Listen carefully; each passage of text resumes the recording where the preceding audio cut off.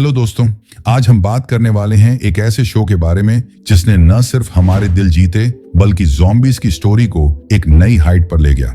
हाँ, बात हो रही है all of us are dead की। इस वीडियो में हम डिटेल से समझेंगे कि सीजन 2 की क्या संभावनाएं हैं, कौन से किरदार वापस आ सकते हैं, क्या नए ट्विस्ट हो सकते हैं, स्टोरी का डायरेक्शन क्या हो सकता है और कैसे ये शो सिर्फ एक हॉरर थ्रिलर नहीं बल्कि एक सोशल कॉमेंट्री भी बन गया है।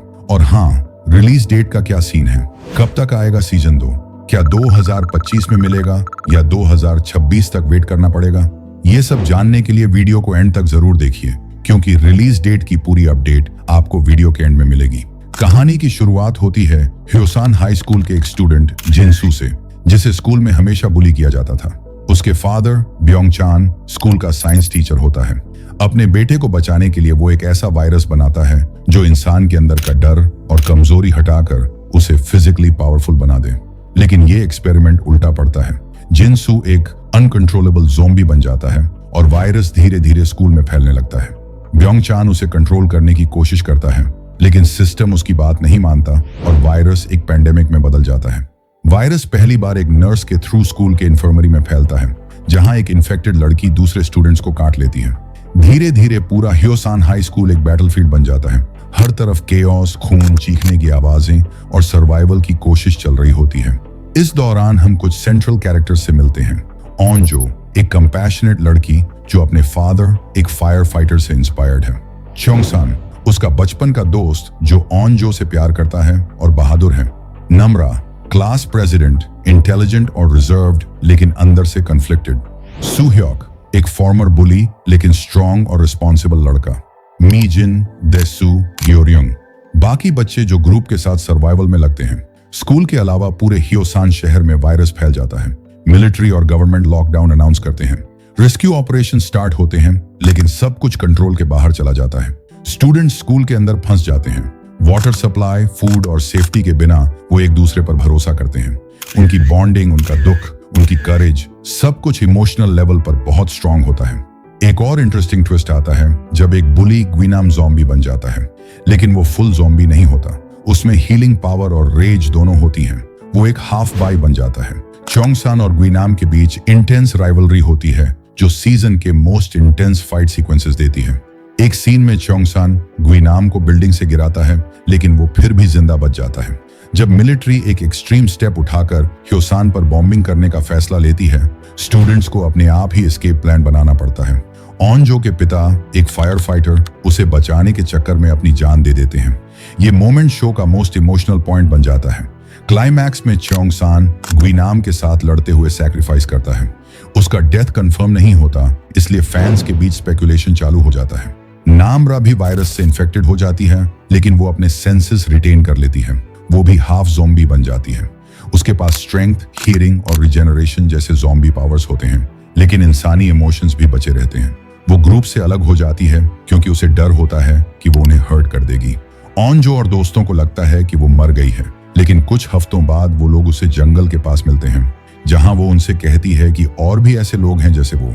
यही सीजन 1 का सबसे बड़ा क्लिफहैंगर था। क्या वो और लोग भी आधे ज़ॉम्बी हैं? क्या उनका अपना एक हिडन कम्युनिटी है? सीजन 2 की पॉसिबिलिटीज यहीं से स्टार्ट होती हैं। सीजन 2 की शुरुआत हो सकती है नम्रा के पॉइंट ऑफ व्यू से, जहां वो बताए कि हाफ ज़ॉम्बीज कैसे सरवाइव कर रहे हैं।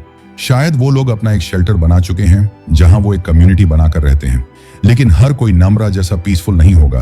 कुछ हाफ ज़ॉम्बीज अपनी पावर्स का मिसयूज भी कर सकते हैं। हो सकता है एक रेबल ग्रुप बन जाए जो इंसानों से रिवेंज लेना चाहता हो। ये सीजन 2 का प्राइमरी कॉन्फ्लिक्ट बन सकता है। गवर्नमेंट को जब ये पता चलेगा कि कुछ हाफ ज़ॉम्बीज जिंदा हैं, तो शायद वो उनको एक्सपेरिमेंट के लिए पकड़ने लगे। इससे एक और डिलेमा क्रिएट होगा। इंसान उन्हें थ्रेट मानते हैं, जबकि वो खुद को इंसान ही समझते हैं। मिलिट्री उन पर रेड्स कर सकती है, या शायद कुछ सीक्रेट लैब्स में उन पर एक्सपेरिमेंट्स भी हो रहे हों। ऑनजो, सुह्योक, मीजिन जैसे बच्चे जिन्हें बचाया गया था, वो भी इमोशनली डिस्टर्ब्ड होंगे। शायद उनमें से कोई नामरा और हाफ ज़ॉम्बीज को सपोर्ट करे, कोई अपोज। शायद ऑनजो अपने फादर की डेथ भूल नहीं पाई हो और नामरा को ब्लेम करती हो। सुह्योक, जो नामरा के करीब था, उसके इमोशंस डिफरेंट हो सकते हैं। ये सब कैरेक्टर डायनेमिक्स सीजन 2 में स्टोरी को और इंटेंस बना सकते हैं। वायरस का ओरिजिन और एवोल्यूशन भी इंपॉर्टेंट रोल प्ले करेगा। ब्योंग चान के लैब के कुछ बचे रिकॉर्ड्स या नोट्स मिल सकते हैं। शायद एक साइंटिस्ट ग्रुप वायरस का क्योर ढूंढने निकले, या शायद वायरस का एक और एडवांस वर्जन डिस्कवर हो जाए जो एयरबोर्न या और भी पावरफुल हो। एक और थ्योरी है कि च्योंग-सान अब भी जिंदा हो सकता है, इन्फेक्टेड लेकिन हाफ ज़ोंबी बन चुका हो। अगर वो सीजन 2 में वापस आता है तो ऑनजो और नामरा के बीच इमोशनल ट्रायंगल भी क्रिएट हो सकता है। उसका वापस आना सिर्फ इमोशनल ही नहीं, एक्शन और स्टोरी में भी ट्विस्ट ला सकता है। शायद वो हाफ ज़ॉम्बीज का लीडर हो या उनका प्रोटेक्टर बन गया हो। सीजन 2 में नए कैरेक्टर्स भी होंगे। हो सकता है कुछ नए स्टूडेंट्स, कुछ फॉरेन साइंटिस्ट या मिलिट्री इनसाइडर्स। हो सकता है एक ऐसी कैरेक्टर आए जो वायरस को क्योर करना चाहती हो लेकिन उसका अपना डार्क मोटिव हो, या कोई ऐसा ग्रुप हो जो हाफ ज़ॉम्बीज को कैप्चर करके उनकी पावर्स का मिसयूज करे। स्टोरी का कैनवस और बड़ा हो सकता है, सिर्फ हायोसान तक लिमिटेड नहीं बल्कि साउथ कोरिया के दूसरे पार्ट्स या ग्लोबली भी वायरस का थ्रेट हो सकता है।